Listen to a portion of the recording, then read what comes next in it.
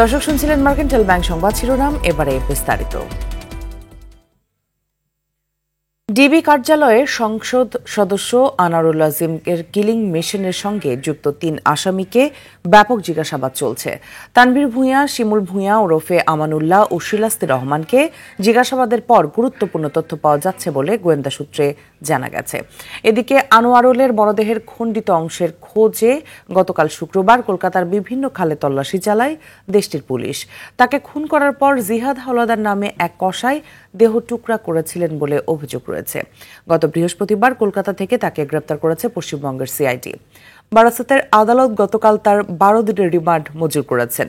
অন্যদিকে বাংলাদেশি 3 আসামিকে 8 দিন করে রিমান্ড নিয়ে জিজ্ঞাসাবাদ করা হচ্ছে।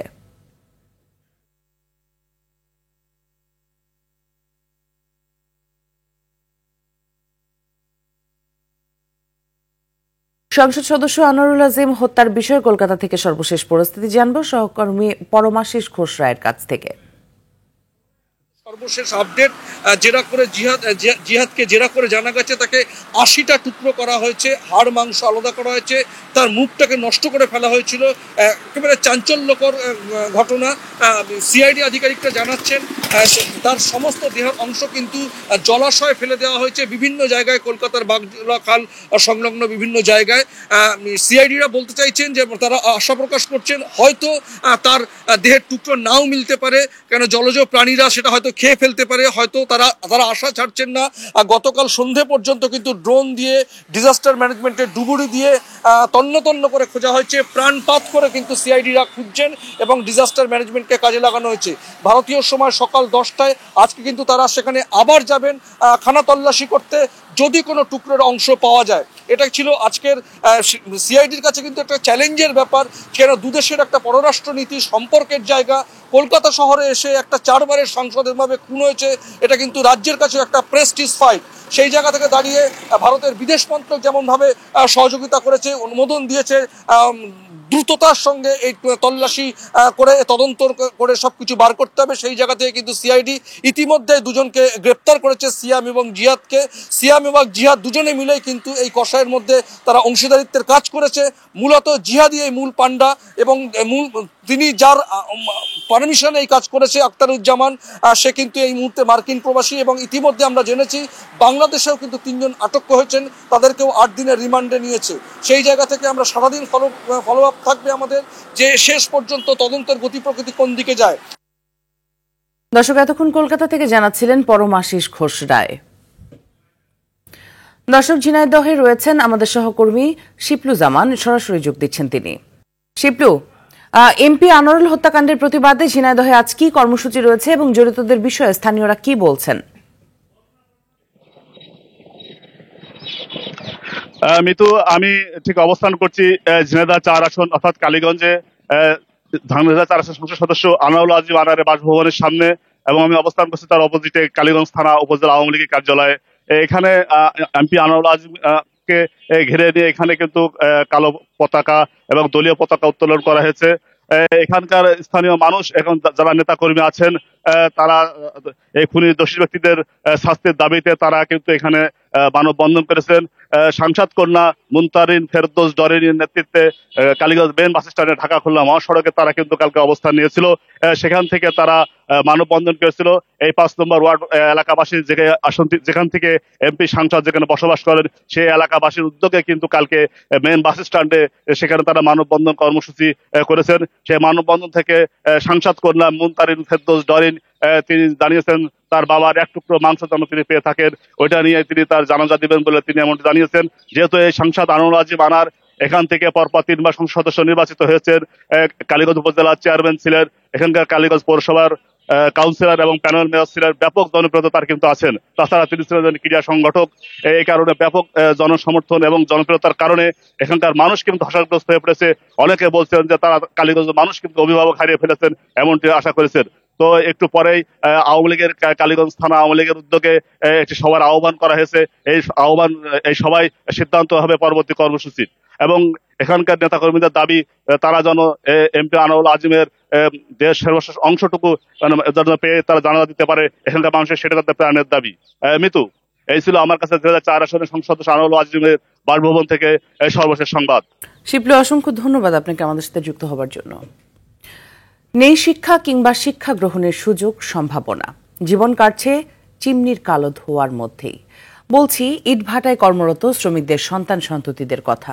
শিক্ষা বঞ্চিত হয়ে বেড়ে উঠছে এসব শিশু। পাশাপাশি অনেকেই ভাটায় মা বাবার সঙ্গে শ্রম দিচ্ছেন। এর ভবিষ্যৎ প্রভাব মঙ্গলজনক নয় বলে মত দেন বিশেষজ্ঞরা। ইটভাটা নিয়ে বিশেষ প্রতিনিধি সৈয়দা মুনিরা ইসলামের ধারাবাহিকের আজ দেখুন দ্বিতীয় পর্ব।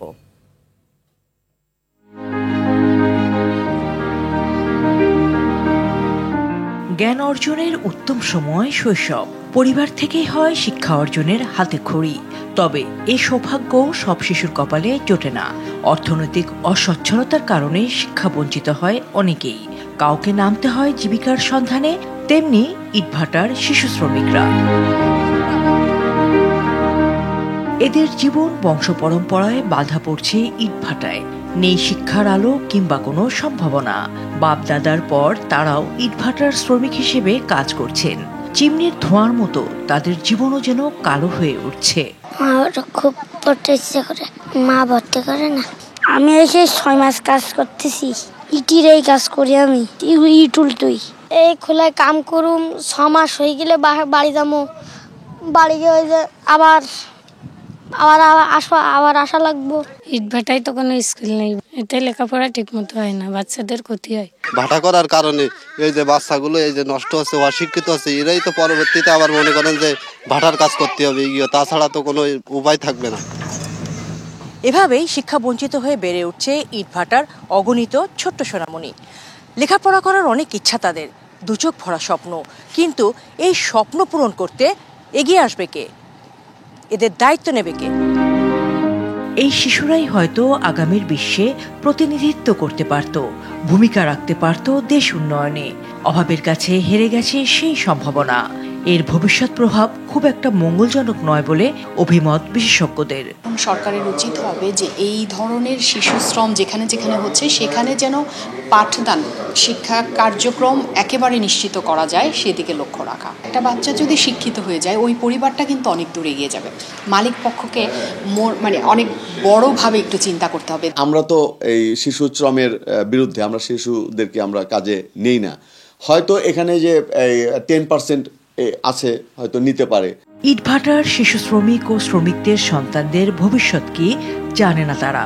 জানে না পরিবার, জানে না সমাজ, রাষ্ট্র কিংবা তাদের মহাজন। সুন্দর আগামী নিশ্চিতে সরকারের উদ্যোগ দেখতে চান তারা। সৈয়দা মুনিরা ইসলাম, RTV। বঙ্গোপসাগরে সৃষ্ট নিম্নচাপটি গভীর নিম্নচাপে পরিণত হয়েছে। এটি বর্তমানে পূর্ব মধ্য বঙ্গোপসাগর ও তৎসংলগ্ন পশ্চিম মধ্য বঙ্গোপসাগর এলাকায় অবস্থান করছে।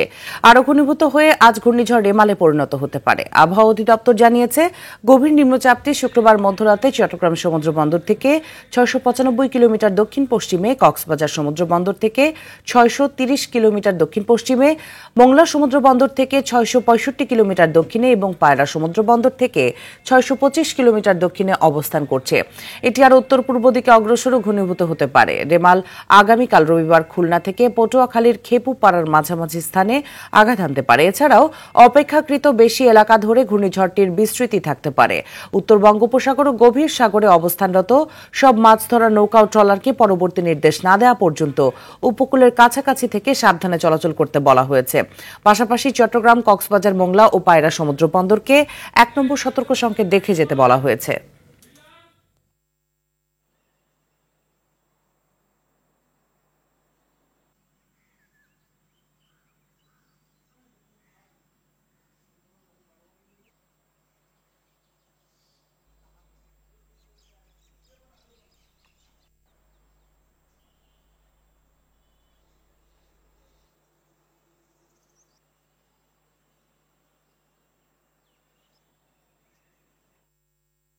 নির্বাচনের পর নতুন করে বিএনপি অথবা কোনো রাজনৈতিক দলের নেতাকর্মীদের নির্যাতন ও জেলে পাঠানোর চিন্তা আওয়ামী লীগের নেই বলে মন্তব্য করেছেন দলটির সাধারণ সম্পাদক ওবায়দুল কাদের। বিদ্যমান রাজনৈতিক পরিস্থিতি থেকে গণতন্ত্র পুনরুদ্ধারের আন্দোলনে নজরুলের গান কবিতা উদ্বুদ্ধ করছে বলে মনে করেন বিএনপির সিনিয়র যুগ্ম মহাসচিব রুহুল কবির রিজভী। সকালে জাতীয় কবি কাজী নজরুল ইসলামের ১২৫তম জন্মবার্ষিকীতে শ্রদ্ধা নিবেদন শেষে এসব কথা বলেন তারা। এ সময় কবির সমাধিতে পরিবারের পক্ষ থেকেও শ্রদ্ধা জানানো হয়। বিস্তারিত বিল্লাল হোসেনের রিপোর্টে। আজ ১১ই জ্যৈষ্ঠ জাতীয় কবি কাজী নজরুল ইসলামের ১২৫তম জন্মবার্ষিকী। মুসলিম পরিবারের জন্ম নিয়েও সব ধর্মের ঊর্ধ্বে উঠে তিনি হয়ে উঠেছিলেন মানব ধর্মের পথদ্রষ্টা। ঢাকা বিশ্ববিদ্যালয় কেন্দ্রীয় জামে মসজিদ প্রাঙ্গণে কাজী নজরুলের সমাধিতে শ্রদ্ধা জানাতে সকাল থেকে ছুটে আসে কবি ভক্ত, বিভিন্ন সামাজিক ও রাজনৈতিক দলের নেতাকর্মীরা। এ সময় শ্রদ্ধা জানান ঢাকা বিশ্ববিদ্যালয়ের উপাচার্য, আওয়ামী লীগের সাধারণ সম্পাদক, বিএনপির যুগ্ম মহাসচিব সহ কবি পরিবারের সদস্যরা। শ্রদ্ধা শেষে নজরুলের জন্মদিনে সাধারণ ছুটি ঘোষণার দাবি জানান কবির নাতি খিলখিল কাজী। কাজী নজরুল ইসলাম আমাদের জাতীয় কবি, তার জন্মদিবসে ছুটিটা ঘোষণা করা হোক, সেটা এখনো হয়নি। নজরুল রচনাবলী হচ্ছে আমাদের জাতীয় সম্পদ, সেই রচনাবলী যেন অবিলম্বে, আমি প্রতি বছরই বলি, অবিলম্বে অনুবাদের মাধ্যমে পৃথিবীর সকল ভাষাভাষী মানুষের কাছে পৌঁছে দেওয়া হোক। অসাম্প্রদায়িক মানবতাকে ধারণ করতে পারলে জাতীয় কবিকে প্রকৃতভাবে ধারণ করতে পারবে বলে মনে করেন ঢাকা বিশ্ববিদ্যালয়ের উপাচার্য। নজরুলকে আমরা তখনই বলতে পারবো যে নজরুলকে আমরা সর্বান্তকরণে ধারণ করছি যখন আমরা দেখব জাতীয় জীবনে আমরা সামগ্রিকভাবে অসাম্প্রদায়িকতাকে প্রতিষ্ঠিত করতে পেরেছি। এ সময় গণতন্ত্র ও স্বাধীনতার পক্ষে কথা বলায় নজরুলকেও যেমন কারাবরণ করতে হয়েছে, তেমনি বিএনপি নেতাকর্মীদের উপর নির্যাতন হচ্ছে বলে অভিযোগ করেন দলটির যুগ্ম মহাসচিব। আজকের বিদ্যমান এই যে রাজনৈতিক পরিস্থিতি, সেই পরিস্থিতিতে আমাদেরকে প্রতিবাদ করতে, আমাদেরকে এগিয়ে যেতে, শত নিপীড়ন নির্যাতন ভোগ করেও, যেমন নজরুল তার সমগ্র জীবনে যতদিন তিনি নির্বাক হননি। তবে কাউকে জেলে পাঠানোর এজেন্ডা আওয়ামী লীগের নেই জানিয়ে দলটির সাধারণ সম্পাদক বলেন বিএনপির পৃষ্ঠপোষকতায় কিছু সাম্প্রদায়িক অশুভ শক্তি তৎপর। বিএনপি বা কোনো দলের ব্যাপারে আমরা নির্বাচনের পর নতুন করে আমরা কোনো চিন্তা ভাবনা করিনি। কাউকে নির্যাতন করব, জেলে পাঠাবো রাজনৈতিক দলের, কিন্তু রাজনৈতিক দলের কেউ যদি অপরাধ করে থাকে এই দুর্বৃত্তদের শাস্তি করতেই হবে। দুর্বৃত্তদের জাতীয় স্বার্থে শাস্তি করতে হবে বলে মন্তব্য করেন ওবায়দুল কাদের। বিল্লাল হোসেন, RTV, ঢাকা।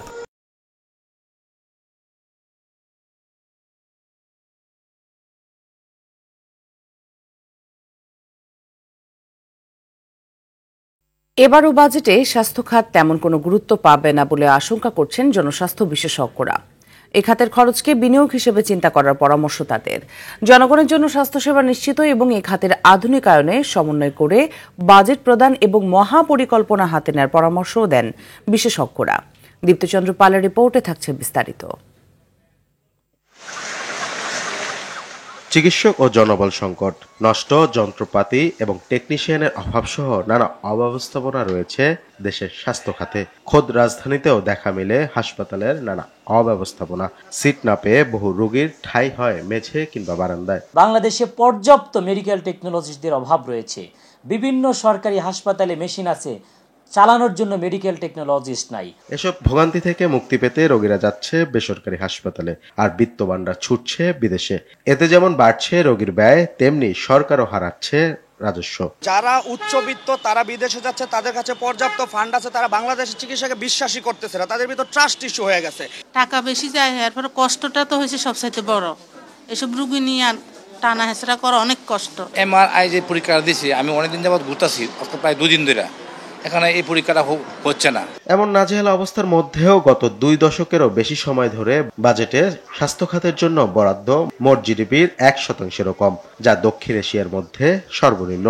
বিশ্ব ব্যাংকের সর্বশেষ তথ্যে 2020 সালে দক্ষিণ এশিয়ার দেশগুলো বাজেটে জিডিপির যথাক্রমে মালদ্বীপে 9.1%, ভুটানে 3.4%, শ্রীলঙ্কায় 1.9%, নেপালে 1.6%, আফগানিস্তানে 1.2%, ভারতে 1.1%, পাকিস্তানে 1%, আর বাংলাদেশে 0.47% স্বাস্থ্য খাতে বরাদ্দ রেখেছে।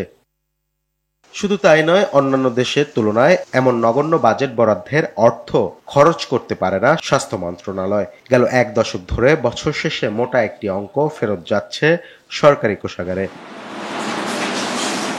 তাই জনবান্ধব ও উন্নত স্বাস্থ্য ব্যবস্থা গড়ে তোলার লক্ষ্যে এ খাতে বরাদ্দ বাড়ানোর পরামর্শ দেন বিশেষজ্ঞরা। আমরা উন্নত একটা দেশ হতে যাচ্ছি, সেই দেশের জনগণ যাতে স্বাস্থ্যবান থাকে, যারা অসুস্থ আছে তারা যেন কর্মক্ষম থাকে, তাদের জন্য জটিলতা না হয়, সেইটার জন্য প্রত্যেক বছর আমাদের বাজেট বাড়াতে হবে। অধিদপ্তর এটা নিয়ে অনেক প্রস্তুতি নিয়ে কাজ করা উচিত। শুধু বাজেট বাড়ালেই হবে না, বাজেট খরচে জটিলতা কমানো, সেই সঙ্গে দক্ষ জনবল গড়ে তোলারও পরামর্শ তাদের।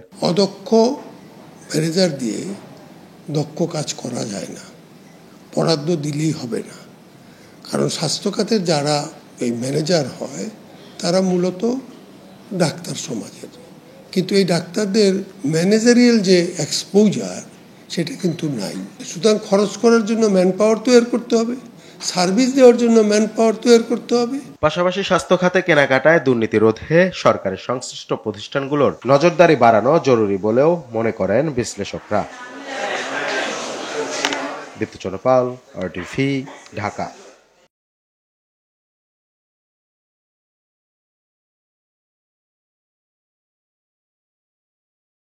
যারা ইন্ডাস্ট্রিয়াল আছে, যারা শিল্পপতি আছে বা ব্যবসা প্রতিষ্ঠান আছে, তারা বিভিন্নভাবে আমদানি, তাদের র ম্যাটেরিয়ালস বা কাঁচামাল আমদানি করতে তারা হিমশিম খেয়ে যাচ্ছে, ডলারের ঊর্ধ্বগতি। এই প্রেক্ষাপটে সরকারের এমন কোনো পদক্ষেপ বা স্টেপ নেওয়া উচিত যেটাতে এই দেশের শিল্প কল কারখানার মানে তাদের উৎপাদনে সহায়ক হয়।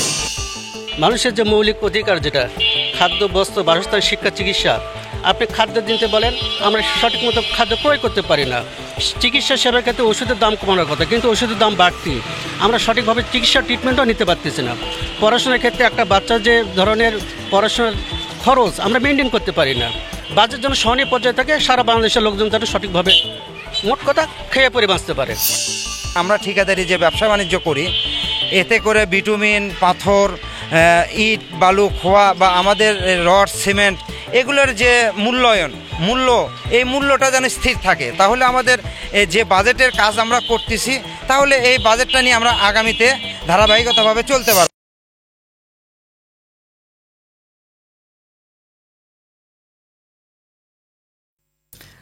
ঈদ সামনে রেখে অকারণে অস্থির প্রায় সব ধরনের মশলার বাজার। তবে সবচেয়ে বেশি বেড়েছে এলাচের দাম। কেজিতে প্রায় 500 থেকে 1000 টাকা বেশিতে বিক্রি হচ্ছে সাদা এলাচ। মুরগির দাম কিছুটা নিম্নমুখী হলেও এখনো কমেনি ডিমের দাম। রাজধানীর কারণ বাজারে প্রতি পিস ডিম বিক্রি হচ্ছে 12.5 টাকায়। ব্রয়লার মুরগি 190 থেকে বাজার ভেদে 220 টাকা পর্যন্ত বিক্রি হচ্ছে। চাষের মাছের দাম কিছুটা কমলেও নদীর মাছের দাম বেশি। আগের বাড়তি দামে বিক্রি হচ্ছে গরু, খাসির মাংস। গরু 780 থেকে 800 টাকা কেজিতে বিক্রি হচ্ছে। ভরপুর আমদানি থাকায় কমেছে প্রায় সব ধরনের সবজির দাম। প্রধানমন্ত্রীর নির্দেশ থাকলেও বাজার মনিটরিং এ দেখা যায়নি কোনো সংস্থাকে। ব্রয়লার কমছে আগস্ট থেকে 20 টাকা, সোনালী কমছে 30 টাকা। তেলাপিয়া মাছটা, পাঙ্গাস মাছটা মনে করে, পাঙ্গাস, তেলাপিয়া, সিলভার, সাধারণ মাছের কিছু কম। আর অন্যান্য মাছের দাম, চিংড়ি মাছ ধরেন মনে করেন, চিংড়ি মাছ, নদীর মাছ, ইলিশ মাছ, এটির মাঝে 1 কেজি 1700-1800-1900 টাকা। বঙ্গোপসাগরে সৃষ্ট নিম্নচাপটি গভীর নিম্নচাপে পরিণত হয়েছে। এটি বর্তমানে পূর্ব মধ্য বঙ্গোপসাগর ও তৎসংলগ্ন পশ্চিম মধ্য বঙ্গোপসাগর এলাকায় অবস্থান করছে। আরও ঘনীভূত হয়ে আজ ঘূর্ণিঝড় রেমালে পরিণত হতে পারে। দর্শক, রাজধানীর আগারগাঁও আবহাওয়া অধিদপ্তরে রয়েছেন সহকর্মী সাকিবুর রহমান, সরাসরি যোগ দিচ্ছেন তিনি। সাকিব, ঘূর্ণিঝড় নিয়ে নতুন কি তথ্য রয়েছে আপনার কাছে? আবহাওয়া অধিদপ্তর কি বলছে?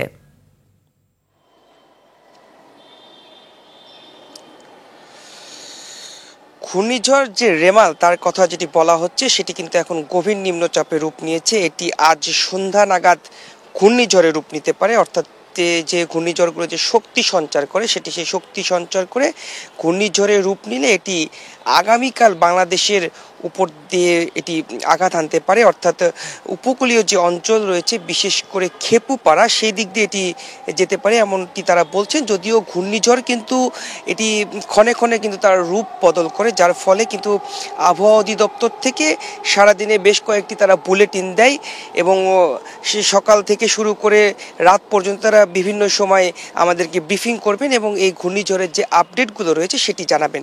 আরেকটি বিষয় তারা বলেছেন যে উপকূলীয় অঞ্চলে আজকে থেকে যে কোনো সময় থেকে কিন্তু বৃষ্টিপাত শুরু হতে পারে এবং সেই উপকূলীয় অঞ্চলগুলোকে কিন্তু এখন পর্যন্ত 1 নাম্বার স্থানীয় সংকেত যেটি রয়েছে সেটি দেখে যেতে বলা হয়েছে। এখন পর্যন্ত সংকেত বাড়ানো হয়নি।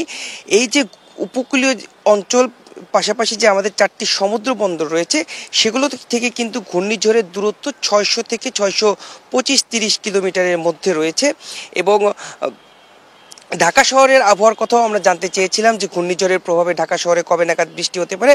আবহাওয়া অধিদপ্তর থেকে যেটি বলছেন যে আজকে সন্ধ্যা বা রাতের থেকে আবহাওয়া কিন্তু কিছুটা ভালো হবে, অর্থাৎ যে গরম রয়েছে সেই গরমটা কিছুটা কমে যাবে এবং আগামীকাল বিকাল বা সন্ধ্যা নাগাদ থেকে ঢাকা শহরে বৃষ্টি হতে পারে এমনটি তারা জানিয়েছেন।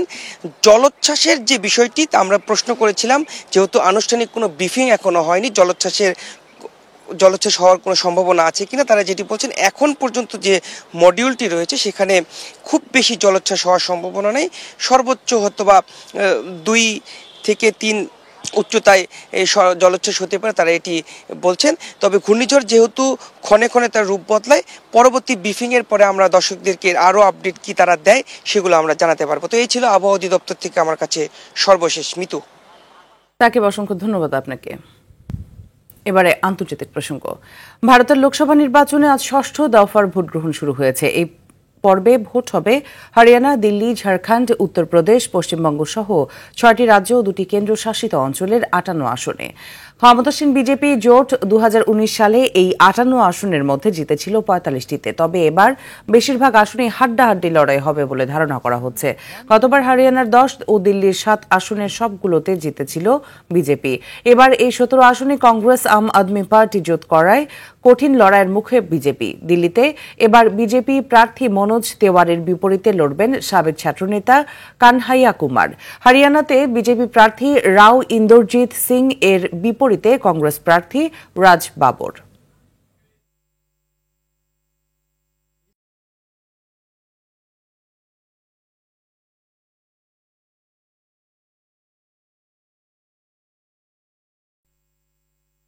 খেলার খবরে ক্রিকেট প্রসঙ্গ।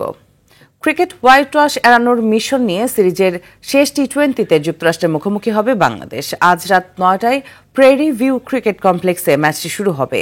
এর আগে আইসিসির সহযোগী সদস্য দেশ যুক্তরাষ্ট্রের কাছে টানা 2 ম্যাচ হেরে সিরিজ হাতছাড়া করে বাংলাদেশ। নবীন এই দলের বিপক্ষে এখন হোয়াইট ওয়াশের লজ্জা এড়ানো বড় চ্যালেঞ্জ শান্ত সাকিবদের। টি20 বিশ্বকাপে মাঠ নামার আগে যুক্তরাষ্ট্রের বিপক্ষে এই ম্যাচে জয় নিয়ে আত্মবিশ্বাস ফিরে পেতে চায় টিম টাইগার্স। এদিকে সিরিজ নিজেদের করায় বেশ ফুরফুরে মেজাজে রয়েছেন স্বাগতিকরা। শেষ ম্যাচেও জয়ের ছন্দ ধরে রেখে বাংলাদেশকে হোয়াইট ওয়াশের স্বাদ দিতে চায় যুক্তরাষ্ট্র। সকালের সংবাদ এই পর্যন্ত। সর্বশেষ সংবাদ জানতে যে কোনো মোবাইল ফোন থেকে 2414 নম্বরে ডায়াল করুন। মধ্যাহ্নের সংবাদ দুপুর 12টায় দেখার আমন্ত্রণ রইল। ধন্যবাদ সবাইকে।